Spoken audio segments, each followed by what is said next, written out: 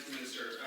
Minister, the Western Rail Corridor connecting Athenry onwards to Tuam and Milltown, and ultimately, if you extend it all the way to Enniskillen, it's utterly shameful, Minister, that this piece of vital public infrastructure has been left to rot for the last 40 years. It's bringing no economic benefit whatsoever to the west of Ireland and to my constituency.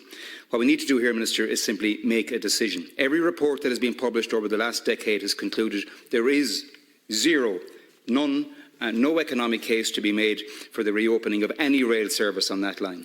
Your own department, Minister, the same conclusions. Irish Rail published a report last July outlining its rail freight strategy for the next 20 years to the year 2040.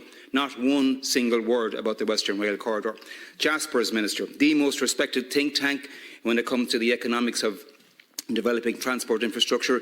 You referred the recent WRC report to them, and their conclusion, quite simply, and I'm quoting, there is no evidence of specific transport or social constraints, nor of clear objectives that any investment in this corridor is required to meet.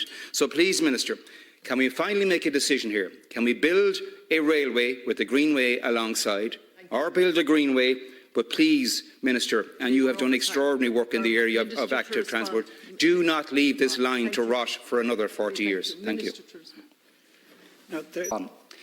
Now, when it comes to the northwest then, in terms of the Western Rail Corridor, and as you say, Deputy Cameron, they could potentially run all the way up to Sligo or Enniskillen.